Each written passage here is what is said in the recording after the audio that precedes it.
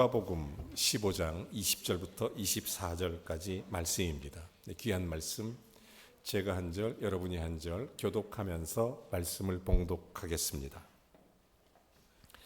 이에 일어나서 아버지께로 돌아가니라. 아직도 거리가 먼데 아버지가 그를 보고 측은히 여겨 달려가 목을 안고 입을 맞추니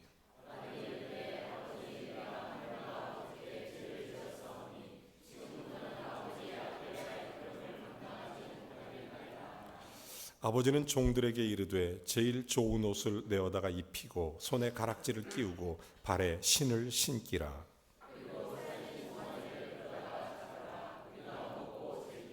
다 같이요. 이는 내 아들은 죽었다가 다시 살아났으며 내가 잃었다가 다시 얻었노라 하니 그들이 즐거워하더라. 아멘. 자리에 앉아주시기 바랍니다. 주일입니다. 아무리 생각해도 오늘의 우리의 모습이 있는 것은 저절로 된 것은 아닙니다. 다 계단을 밟고 올라와서 오늘 이 자리에 저와 여러분이 있는 줄로 믿습니다. 생명을 얻은 다음부터 학교라는 계단이 있었고, 또 사회에 나가서 사회라는 계단도 있고, 또 이웃이라는 계단도 있고, 국가라는 계단도 있습니다. 그런데 우리가 끝없이 디디고 디딘 계단이 있다면 그것은 가정이라는 계단, 특별히 부모님이라는 계단을 딛고 저와 여러분이 이 자리에 있는 줄로 믿습니다. 그러므로 그 어떤 계단보다도 믿음과 사랑으로 우리를 지켜주고 든든한 계단이 되어주셨던 부모님, 그 부모님이야말로 우리의 등대이고 망망한 대해의 불빛과 같은 존재였던 것입니다. 저는 그런 부모님께, 또 그런 부모님을 주신 우리 하나님께 오늘 하나님께 영광의 박수를 올려드리고 싶습니다. 오늘 여러분의 부모님께도 영광의 박수를 올려드리고 싶습니다.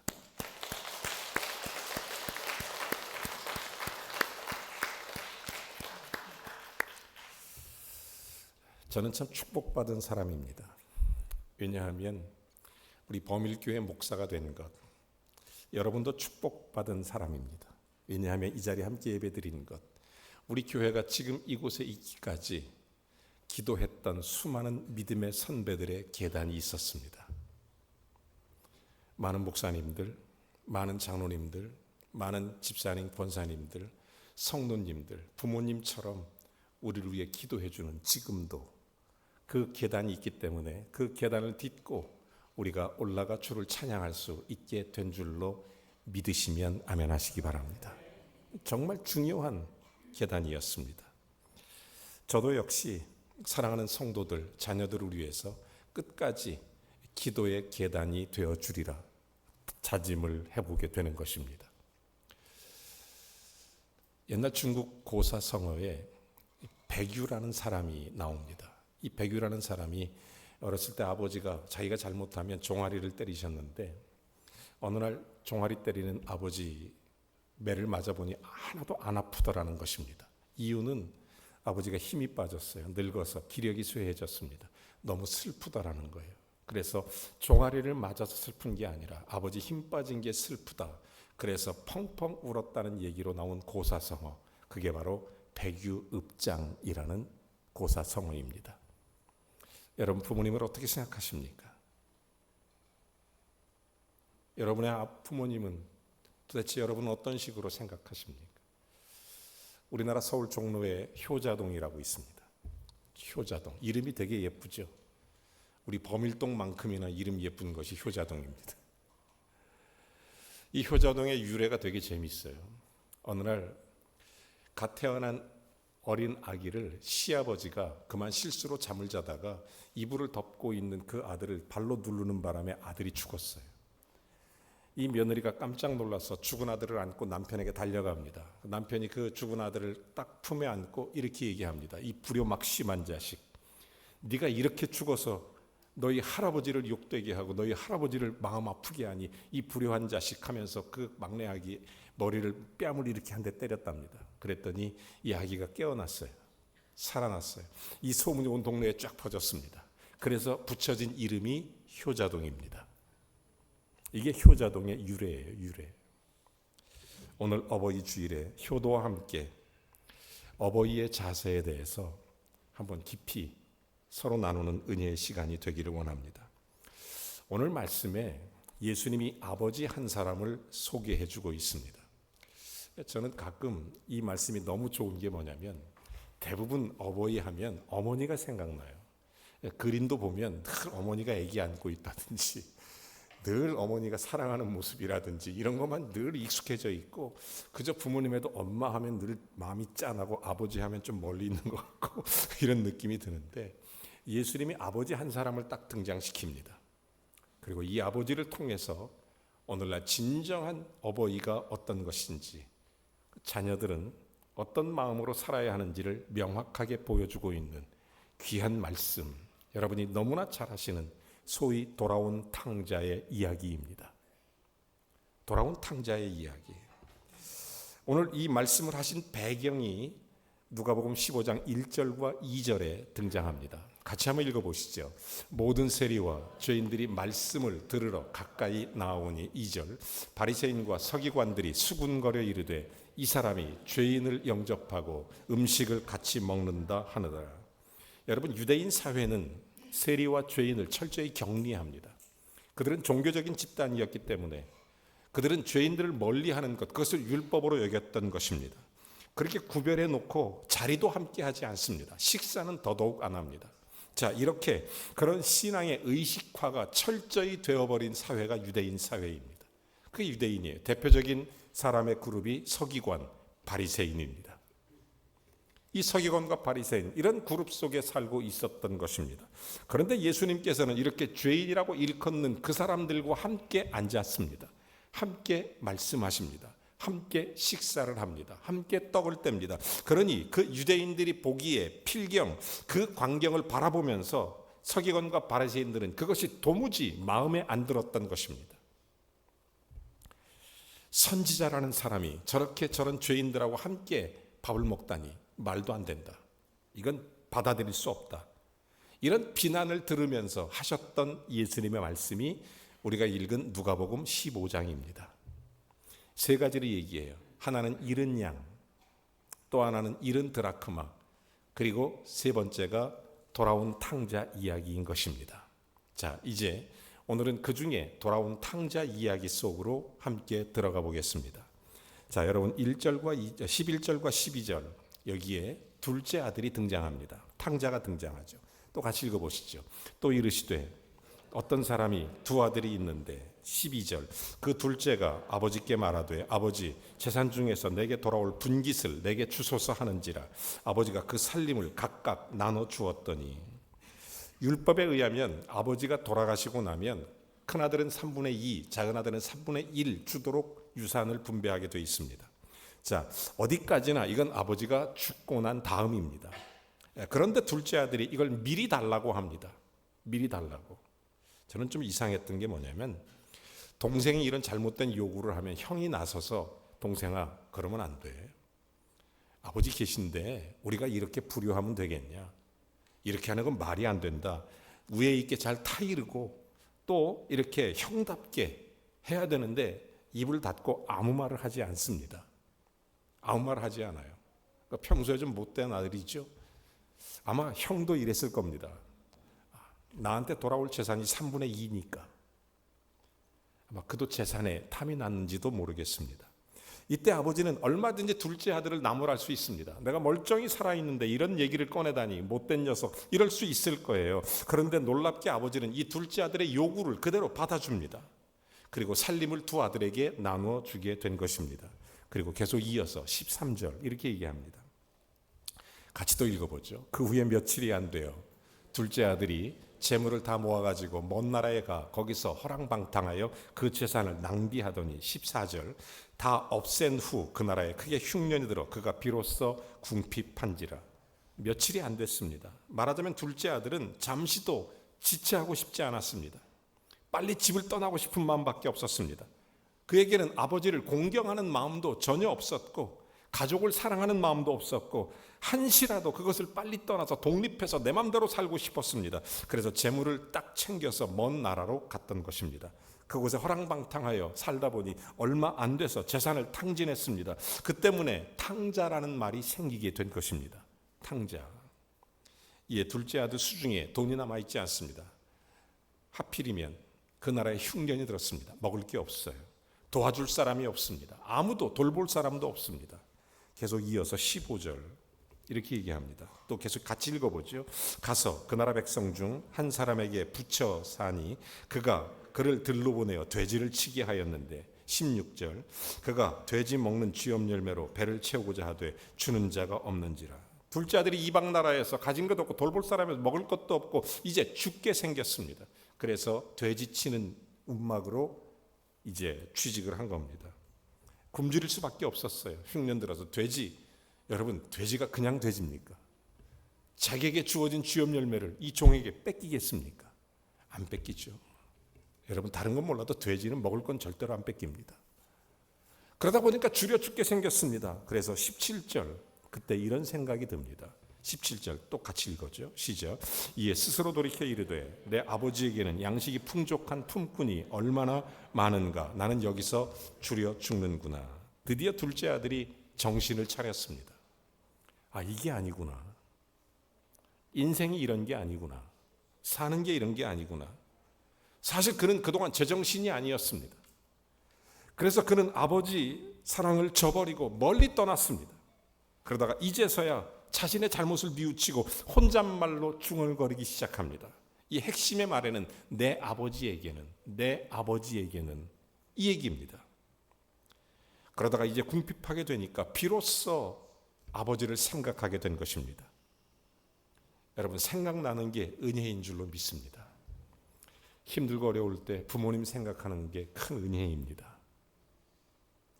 우리 어머니 힘들게 나를 이렇게 키웠는데 이런 생각나는 게 은혜예요. 우리 아버지 그 고생하면서 나를 돌보셨는데 여러분 그 생각나는 게 은혜입니다. 그게 은혜예요. 은혜. 자, 이 아들이 아버지가 생각났습니다. 궁핍하니까 다시 생각한 거예요. 우리 아버지 집에는 양식이 풍족한 품꾼이 얼마나 많은고. 그런데 지금 둘째 아들의 처지 여기서 줄여 죽는구나. 절망적인 상황입니다. 깨달았습니다. 여기서 회개가 시작됩니다. 여러분 깨닫는 데서부터 회개가 시작돼요. 회개는 자기 자신을 바르게 아는 데서부터 시작합니다. 효도가 어디서부터 시작됩니까? 자기가 불효함을 깨달을 때부터 시작되는 것입니다. 내가 얼마나 잘못됐는지, 얼마나 내가 완악한지, 내가 얼마나 이기주의자인지, 얼마나 내가 부모 생각 안 하고 사는지 깨닫는 데서부터 시작되는 거예요. 자, 그랬더니 18절 이어서 이렇게 얘기합니다. 또 같이 읽어보죠. 내가 일어나 아버지께 가서 이르기를 아버지 내가 하늘과 아버지께 죄를 지었사오니. 계속해서 19절 이렇게 말합니다. 지금부터는 아버지의 아들이라 일컬음을 감당하지 못하겠나이다.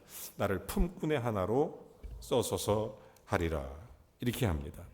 아들이 그동안 자기가 걸어왔던 길에서 돌이키고자 했습니다. 그는 그 길에서 자기를 죽음으로 인도한다는 것을 확실하게 깨달았습니다.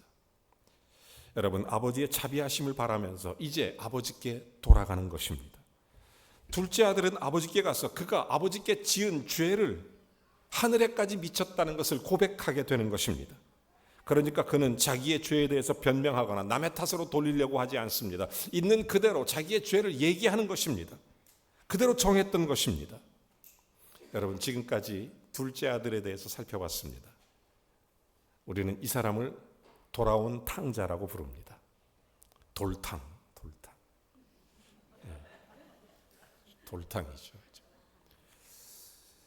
여러분 그의 회개가 어떻습니까? 둘째 아들의 잘못이 뭡니까? 아버지의 사랑을 저버린 것입니다. 아버지를 멀리 떠나버린 것입니다. 이기적으로 아버지를 잊어버린 것입니다.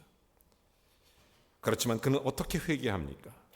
아버지의 사랑을 믿고 아버지께 돌아온 것입니다. 그의 회개였습니다.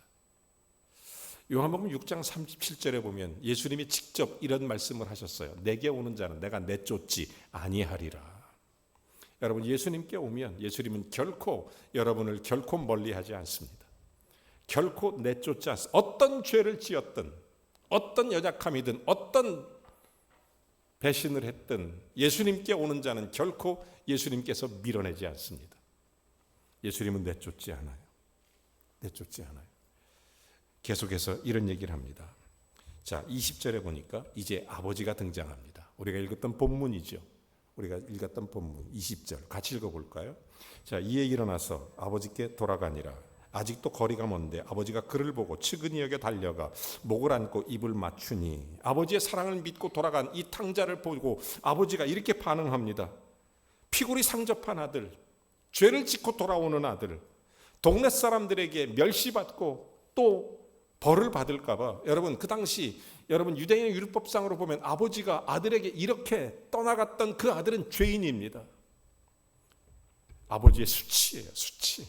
부모의 부끄러움입니다. 그런데 아직도 거리가 먼데 아버지는 아들이 저기 오는 걸 금방 발견합니다. 이 말은 바꿔 말하면 날마다 그 자리에서 그 아들을 기다리고 있었다는 것입니다. 매일 기다리고 있었다는 거죠. 이제나 저제나 하면서 둘째 아들이 멀리 옵니다. 측은히 여깁니다. 사실 아버지는 그를 괘씸하게 여겨야 합니다. 아이, 저런 나쁜 녀석, 아버지의 사랑을 저버렸고 아버지의 마음을 아프게 했던 그 아들, 그는 사람들 앞에서 아버지의 위신과 명예를 추락시켰던 그런 못된 아들이었습니다. 그렇지만 아들을 아버지는 측은히 여기면서 그에게 달려갑니다. 여러분, 유대인은 그 당시 뛰지 않습니다. 통옷으로 되어 있기 때문에 유대인은 하체가 드러나는 것을 가장 큰 수치로 여기는 것입니다. 그러니 뛰면 하체가 드러나게 됐기 때문에 결코 뛰지 않아요. 그런데 아버지는 뜁니다.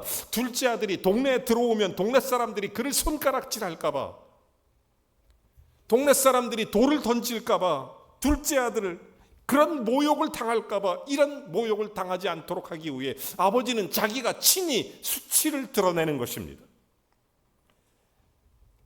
아버지가 아들이 당해야 될 그런 수치와 아픔을 다 대신 당하는 것입니다. 한 걸음 더 나아가 아들의 목을 끌어안습니다. 지금 아들은 더러운 옷을 입고 있어 돼지의 쥐염 열매 하나 주워 먹고 있던, 돼지치던 그런 아들이었습니다. 그런 것들 냄새도 나지만 조금도 개의치 않고 끌어안고 입을 맞춥니다. 아버지가 그를 사랑해서 모든 죄를 용서하고 다시 지금 아들로 맞아들이는 것입니다. 여러분, 이게 어버이의 사랑이라는 것입니다. 사랑하는 여러분, 이것이 바로 우리를 향한 하나님의 사랑이라는 것입니다. 어떤 모습이든 주님 앞에 오면 그렇게 사랑하는 우리 주 예수 그리스도의 사랑입니다. 죄로 얼룩진 우리를 위해 자신이 친히 수치를 당하시고 친히 부끄러움을 당하시고 십자가에 달려 우리를 구원하여 우리를 하나님의 자녀, 하나님의 아들, 딸로 삼아주시는 것입니다. 이게 예수님의 사랑입니다. 우리의 죄를 용서하시기 위해 자신이 먼저 달려나가시는 것입니다. 멀려가서 우리를 끌어안치고 입 맞추고 우리의 대신하여 십자가를 지시는 것입니다. 우리는 그 예수 그리스도 앞에 무릎을 꿇을 수밖에 없어요. 너무 죄송하고 부끄러워서, 너무 미안해서. 그래서 그 아들도 마찬가지로 21절에 계속 이어서 이렇게 얘기합니다. 같이 읽어보죠. 아들이 이르되 아버지, 내가 하늘과 아버지께 죄를 지었사오니 지금부터는 아버지의 아들이라 일컬음을 감당하지 못하겠나이다. 아버지에게 실제로 했던 얘기입니다. 우리도 똑같죠.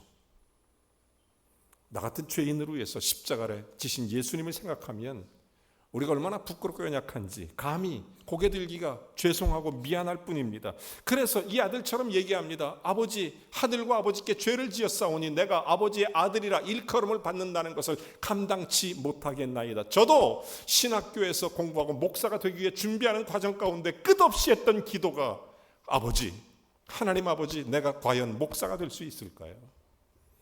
내가 주의 종이 될 수 있을까요? 나는 아버지와 하나님께 도저히 감당치 못할 죄를 지은 사람인데 이렇게 연약한 사람이 어떻게 그리스도의 복음을 전하는 하나님의 종이 될 수 있단 말입니까? 나는 정말 힘들어요. 하나님, 나 어떻게 할지 모르겠어요. 얼마나 많이 이런 생각을 했는지 모릅니다. 내가 아버지의 일컬음을 감당하지 못하겠나이다. 둘째 아들이 아버지께 실제로 그런 얘기를 했던 것입니다. 그런데 이 말과 그가 이전에 했던 독백과는 전혀 다른 것이었습니다. 여기 한 부분만 빠져 있어요. 이전에 그는 뭐라고 얘기했습니까? 아시는 분, 이전에 했던 거와 지금의 다른 차이가 한 가지 있죠. 뭐예요? 나는 품꾼의 하나로 써주소서, 그렇게 얘기했잖아요. 근데 지금은 뭐예요? 그냥 아들로 얘기하는 겁니다. 여러분, 이게 은혜입니다. 여러분, 우리가 주님께 돌아가면 주님은 우리를 품꾼으로 보는 게 아닙니다. 하나님의 자녀입니다. 아멘. 아들로 보는 거예요. 여러분, 우리의 행위 때문에 구원받는 게 아닙니다. 잘잘못 때문에 우리가 하나님의 자녀가 되는 게 아닙니다. 하나님의 은혜 때문입니다. 아버지의 은혜 때문입니다. 하나님의 사랑 때문이에요. 둘째 아들, 아버지가 그의 죄를 용서하심으로써 아들로 맞아주신 것, 그것은 자기가 앞으로 품꾼의 하나로 살아가는 존재가 아니라 아버지의 아들로 살아가야 한다는 존재임을 깨닫게 되는 것입니다. 만약 자기가 끝까지 품꾼을 고집한다면 그건 아버지의 사랑을 무시하는 거예요. 사랑하는 여러분, 하나님은 사랑이십니다. 그래서 우리를 위해 이 땅에 사랑으로 오셨습니다. 사랑으로 저와 여러분 우리의 십자가를 지셨습니다. 그 사랑을 받아들이면 그게 하나님의 자녀가 되는 것이지 품꾼이 되는 것이 아닙니다. 우리는 하나님의 아들, 딸이 되는 것입니다. 영원한 생명의 소망을 얻게 되는 것입니다. 이것이 아버지의 은혜를 빛나게 하는 것입니다. 여러분, 예수 믿으십시오. 그것이 하나님 아버지의 은혜를 빛나게 하는 것입니다. 하나님의 아버지의 뜻을 이루는 것입니다. 품꾼의 하나가 돼서 일하는 것이 아버지의 뜻이 아닙니다. 여러분, 계속해서 22절에 이렇게 말하니까 이렇게 얘기합니다. 자, 같이 또 읽어보죠. 아버지는 종들에게 이르되 제일 좋은 옷을 내어다가 입히고 손에 가락지를 끼우고 발에 신을 신기라. 자, 아버지가 종들에게 명령합니다. 아들의 품위, 아들의 권위, 또 아들의 신분 회복시켜 주는 것입니다. 아버지가 아들을 받아들이니까 우리는 죄의 멸망받을 자가 아니라 하나님의 자녀로서의 권세, 신분을 회복시켜 주시는 것입니다. 아버지가 아들로 받아줄 때 있는 모습 그대로 받아주신 것입니다. 회복된 거죠. 그리고 23절입니다. 그리고 살진 송아지를 끌어다가 잡으라. 우리가 먹고 즐기자. 한마디로 모두를 위한 큰 잔치를 하자는 것입니다. 여러분, 오늘 성경 말씀은 한 영혼이 돌아오면 하늘의 큰 잔치를 얘기하는 것이죠. 계속해서 24절에 이렇게 얘기합니다. 아버지가 종들에게 얘기하죠. 그 잔치를 베푼 이유를 설명하는 것입니다. 같이 읽어보죠. 시작. 이 내 아들은 죽었다가 다시 살아났으며 내가 잃었다가 다시 얻었노라 하니 그들이 즐거워하더라. 아버지의 말에 종들이 즐거워했습니다. 거기 있는 모든 사람이 즐거워했습니다. 여러분, 아버지가 누구를 위해서 잔치를 베풀었나요? 여기 종들을 위해서일까요? 둘째 아들을 위해서일까요? 아니에요. 자기 자신을 위해서입니다. 아들이 돌아왔으니까 너무 기뻐서, 누구 때문에? 자기가 너무 기뻐서 잔치를 하는 겁니다. 너무 행복해서.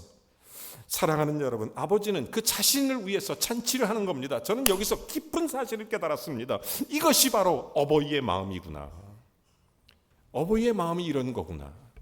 사랑하는 여러분, 자녀가 바르게 행하면 기뻐 잔치하는 게 어버이입니다. 자녀가 잘 되면 부모님은 자녀로 인해서 너무너무 감사하고 더할 나위 없이 기뻐하는 것입니다. 여러분, 잘 되는 게 부모의 기쁨이에요. 할렐루야. 여러분, 정말 우리 인생에서 제일 큰 기쁨이 있다면 저도 부모가 되보니 자녀 잘 되는 게 큰 기쁨이에요. 그보다 더 큰 기쁨이 없어요. 목사가 되보니 성도들이 잘 되는 게 큰 기쁨입니다. 더 큰 기쁨이 없어요. 너무너무 감사하고 큰 기쁨입니다. 저는 언젠가 이렇게 기도한 적이 있어요. 하나님, 내가 너무 부끄러워서 하나님 앞에 여러 가지 미약하고 미천한 저에게 큰 은혜를 주시는 내 스스로가 의기소침해 있을 때 어느 날 주님이 나에게 그런 얘기를 했어요. 나는 너로 인해서 기쁘다. 제가 언제 예수를 잘 믿는가 생각해 보니까, 내가 언제 진짜 믿음인가 생각해 보니까, 내가 하나님을 기뻐하면 하나님이 나를 기뻐한다는 사실을 깨달을 때, 여러분, 예수는 누가 잘 믿는 줄 아십니까? 예수님으로 기뻐하고 하나님을 기뻐하는 사람이 잘 믿는 믿음입니다. 여러분, 인생과 삶에서 하나님을 기뻐하세요. 하나님을 기뻐하세요. 스바냐 3장 17절에 보면 이런 말씀이 있습니다. 내가 너로 인하여 즐거워하며 내가 너로 인하여 기뻐한다는 거예요. 어떤 분이 이것을 노래로 만들었어요. 복음성가인데 너무 은혜로운 찬양입니다. 제가 갑자기 부르는 노래지만 어색하지만 제가 짧게 한번 불러볼게요. 잘은 못합니다. 박자도 잘 못 맞춰요. 그런데 가사에 은혜 받기 바랍니다. 너의 하나님 여호와가 너의 가운데 계시니 너는 구원을 베푸실 전능자시라.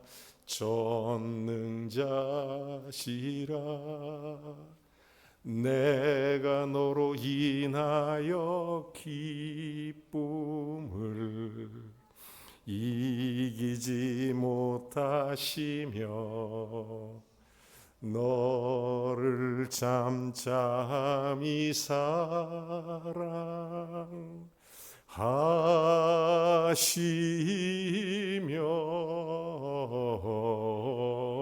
즐거이 부르며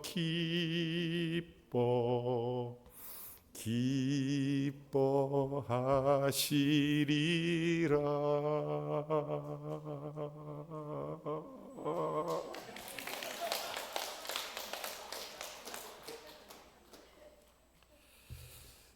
여러분, 아버지는 그 기쁨으로 잔치하는 겁니다.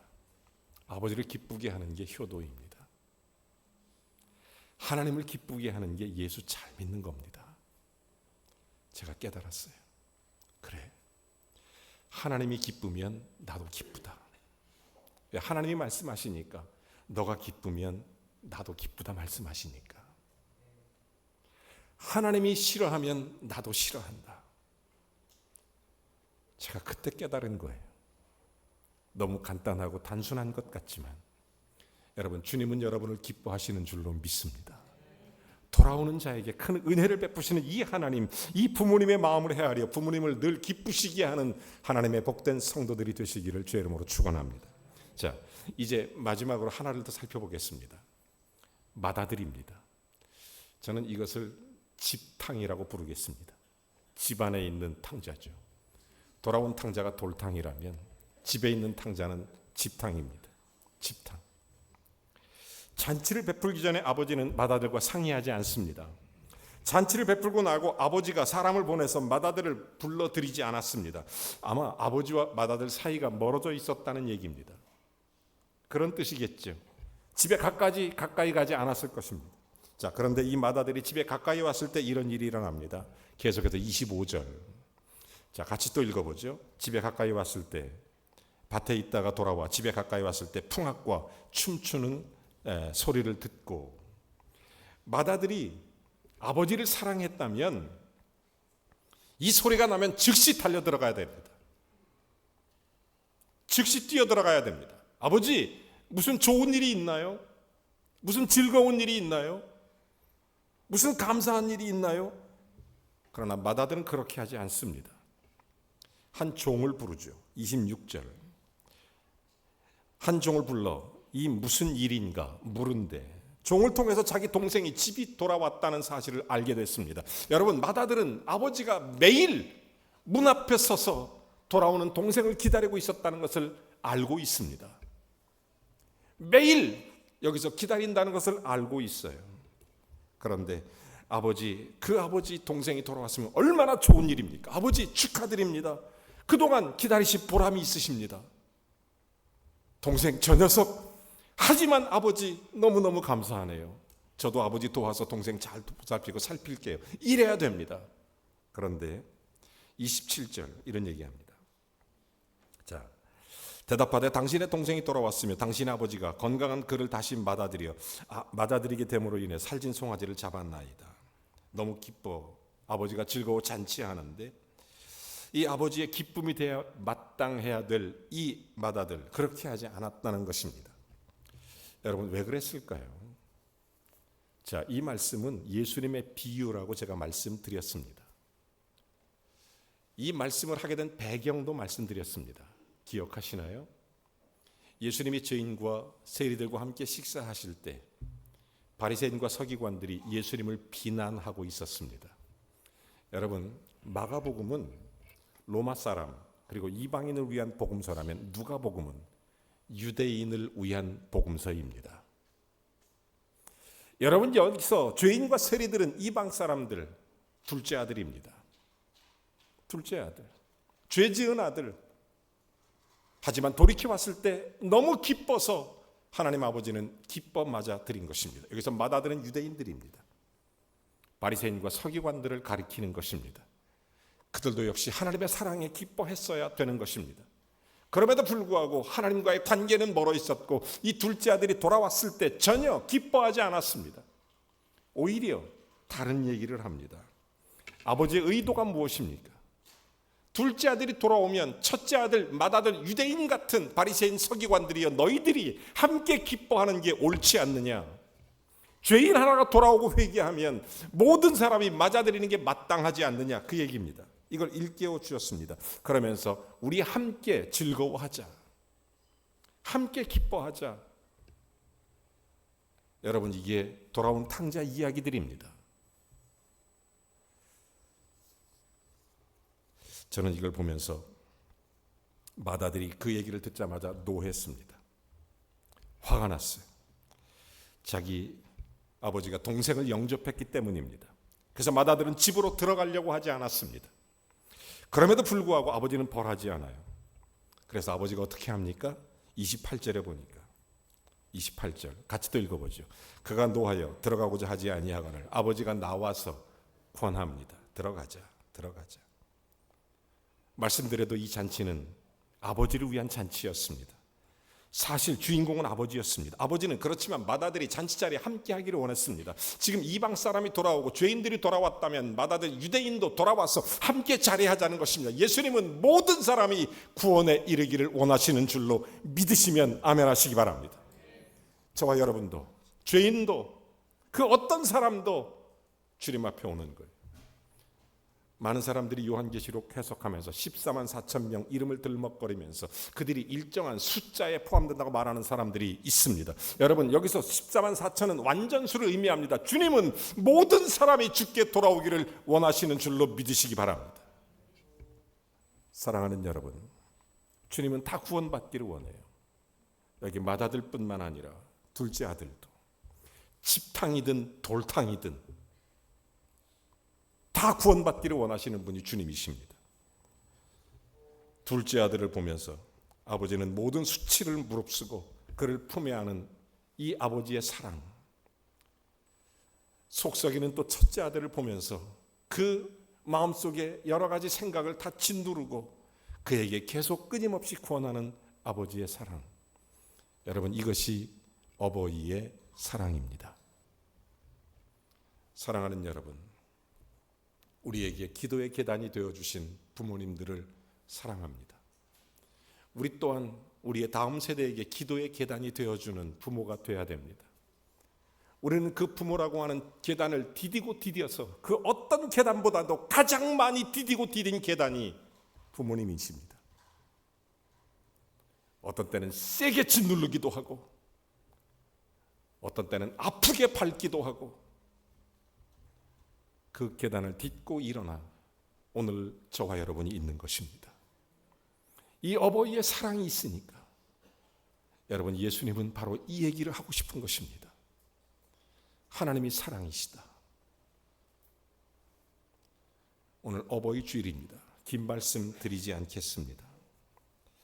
맏아들은 자기의 행위를 내세웠지만 그러나 아버지는 그렇게 하지 않습니다.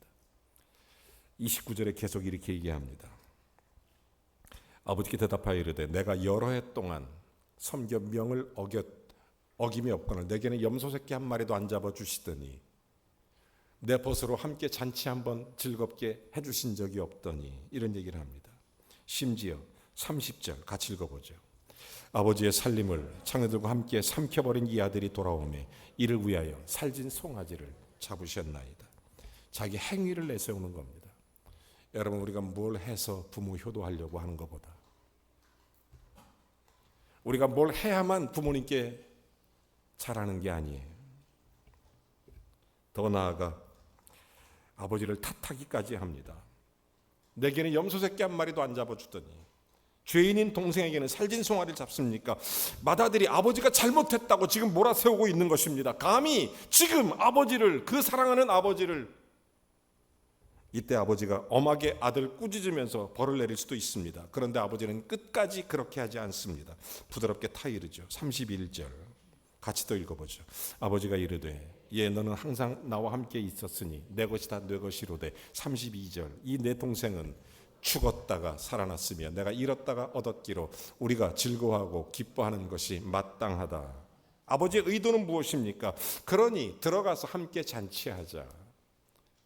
사랑하는 여러분, 저는 이 말씀 속에서 깨닫습니다. 부모님의 기쁨이 무엇이겠어요? 어버이의 기쁨이 뭐겠어요?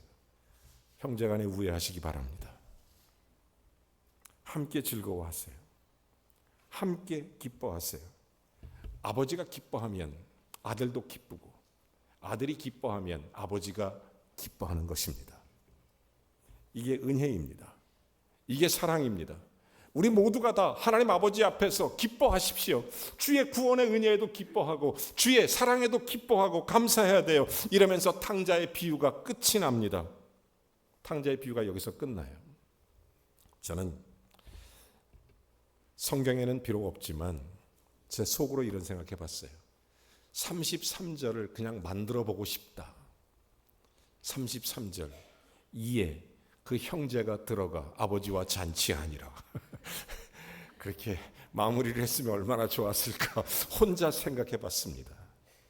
여러분, 저는 여러분에게 질문을 하나 드리고 말씀을 마치겠습니다. 돌아온 탕자가 더 나쁠까요? 아니면 사랑하지 않는 탕자가 더 나쁠까요? 여러분, 돌아온 탕자에 문제가 있을까요? 아니면 탕자를 사랑하지 못하는 것에 문제가 있을까요? 아버지는 지금 그 얘기를 하고 있는 것입니다. 여러분에게 부모님은 지금 그 질문을 하시는 것입니다. 돌아온 탕자가 문제냐?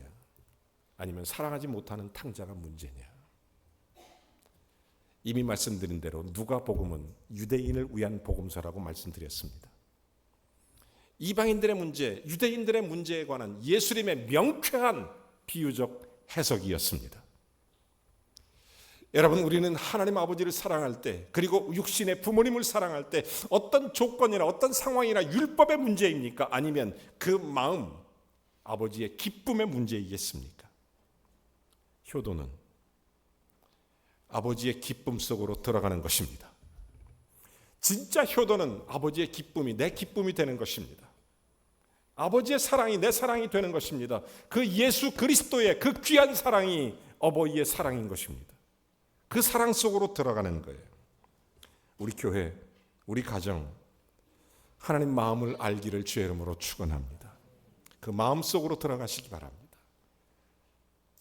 그 마음, 부모님 마음 속으로 들어가세요. 그게 어버이 주일이에요. 저는 하나님께서 오늘 우리에게 주신 말씀을 통해서 가장 귀한 어버이 사랑이라고 깨닫습니다. 부모님 마음속으로도 들어가십시오.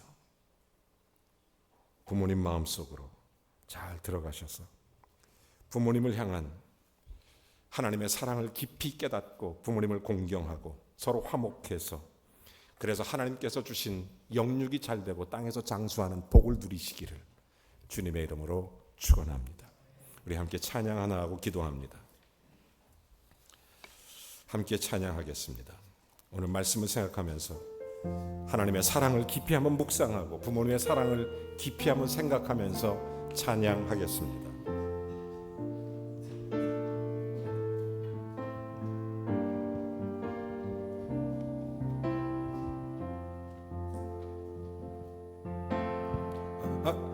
아버지 사랑 내가 노래해, 아버지 은혜 내가 노래해. 그 사랑 변함없으신, 거짓 없으신, 정실하신 그 사랑, 상한 갈 때 꺾지 않으신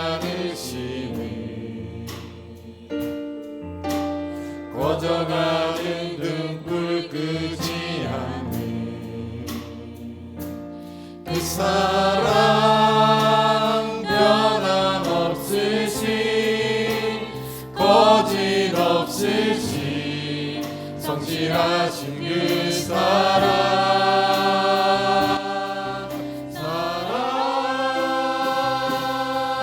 그 사랑 날 위해 죽으신 날 위해 다시 예수 그리스도 다시 오실 그 사랑 죽음도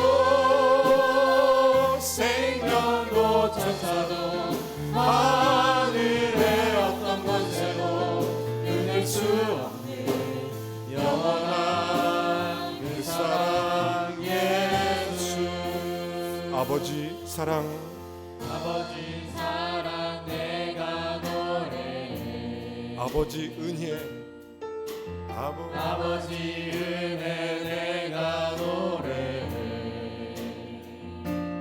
그 사랑 변함없으신 거짓없으신 성실하신 그 사랑 사랑할 때 꺾지 않으시는 꺼져가는 등불 끄지 않는 꺼져가는 등불 끄지 않는 그 사랑 변함없으신 거짓없으신 성실하신 그 사랑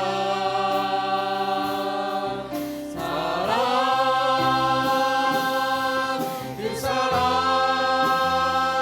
날 위해 죽으신 날 위해 다시 예수 그리스도 다시 오실 그 사랑 죽음도 생명도 천사도 하늘의 어떤 것에도 끊을 수 없는 영원한 그 사랑 예수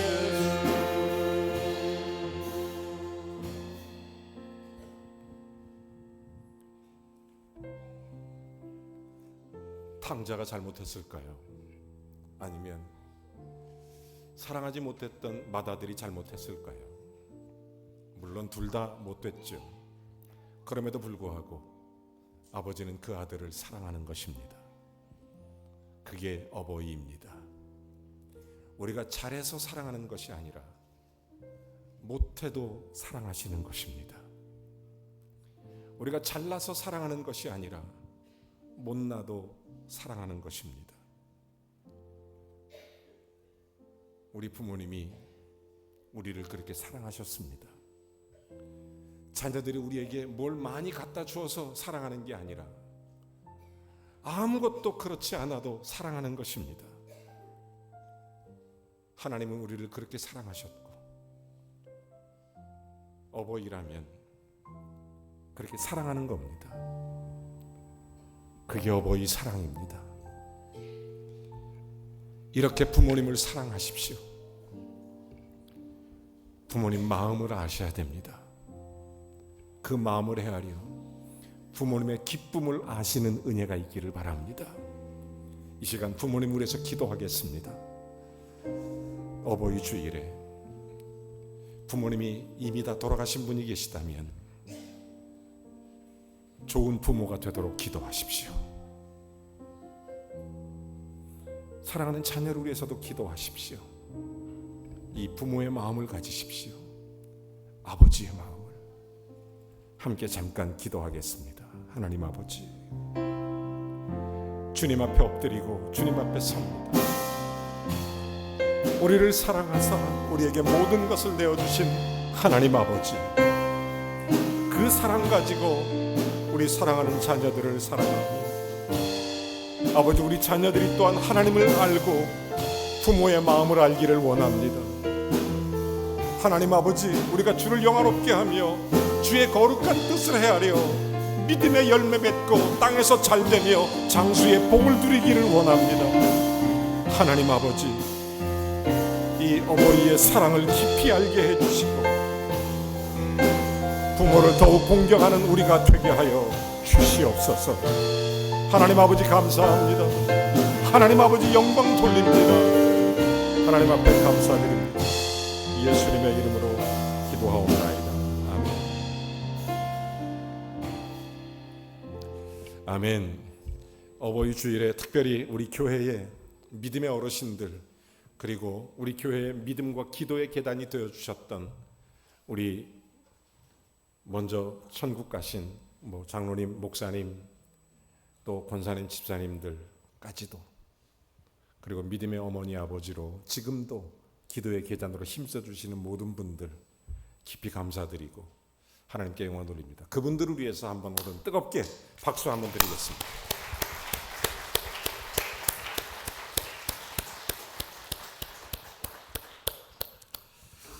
다 같이 일어나셔서 찬송하고 축도 예배를 마칩니다.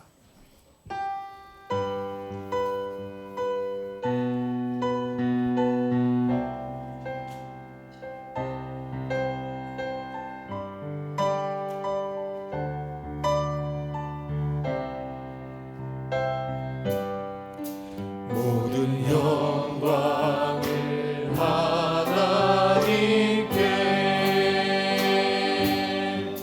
모든 영광을 하나님께, 온 마음과 뜻 다해 주 사모합니다. 모든 영광을 하나님께. 예수님 찬양 받으소서. 예수님 찬양 받으소서.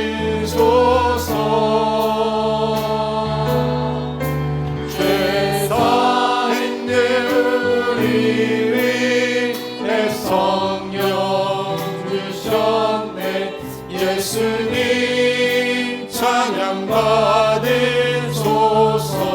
성령님, 위로의 성령님이시여,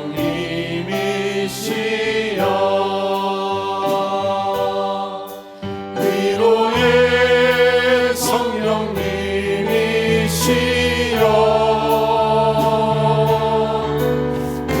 우리 안에 계셔서 늘 인도하시네. 위로의 성령님이시여.